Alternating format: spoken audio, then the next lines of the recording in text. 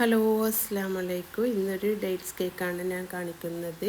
അതിനു വേണ്ടി ആദ്യം അരക്കപ്പ് പഞ്ചസാര എടുത്ത് അതിലേക്ക് നമുക്കൊരു 2 ടീസ്പൂൺ വെള്ളവും ഒഴിച്ച് അതൊന്ന് കാരമലാക്കി എടുക്കാം.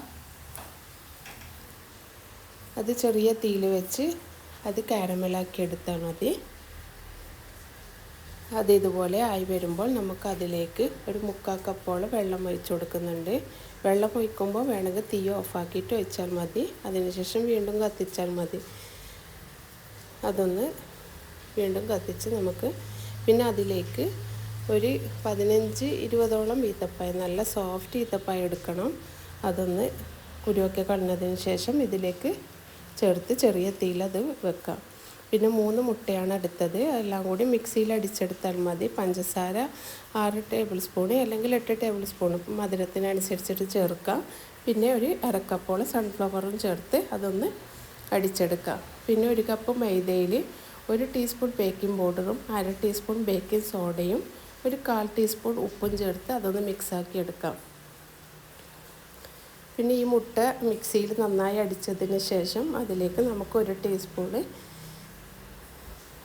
ടീസ്പൂൺ എസൻസും കൂടി ചേർത്ത് കൊടുക്കാം. പിന്നെ 2 കറാമ്പും കൂടി ചേർത്ത് കൊടുത്താൽ മതി മുട്ട അടിക്കുന്ന സമയം.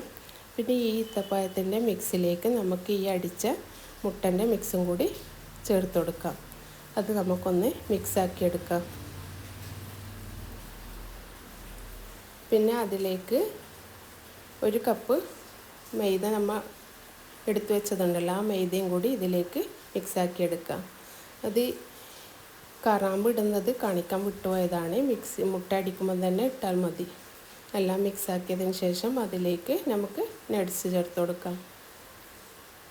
ഇതുപോലെ നട്ട്സ് കട്ട് ചെയ്ത് അതിലേക്ക് 1 ടീസ്പൂൺ മൈദപ്പൊടിയും കൂടി ചേർത്ത് അതൊന്ന് മിക്സാക്കിയതിന് ശേഷം നമുക്ക് ഈ മിക്സ് ഇതിലേക്ക് ചേർത്ത് കൊടുക്കാം. എല്ലാം ചേർത്ത് നമുക്കൊന്ന് മിക്സാക്കി എടുക്കാം. ഇതിപ്പോൾ ഞാൻ 3 മുട്ടൻ്റെ അളവാണ് പറഞ്ഞു തന്നത്. ഞാൻ ഉണ്ടാക്കിയത് 6 മുട്ടക്കാണ്. അതുകൊണ്ട് വലിയ ട്രേയിൽ ഒഴിക്കുന്നതാണ്. ഇതുപോലെ വലിയ ട്രേയിലാണ് ഞാൻ ഒഴിച്ചത്. ഇത് നമുക്ക് 180 ഡിഗ്രിയിൽ പ്രീഹീറ്റ് ചെയ്ത ഓവനിൽ ഒരു അരമണിക്കൂറാണ് ഞാൻ വെച്ചത്.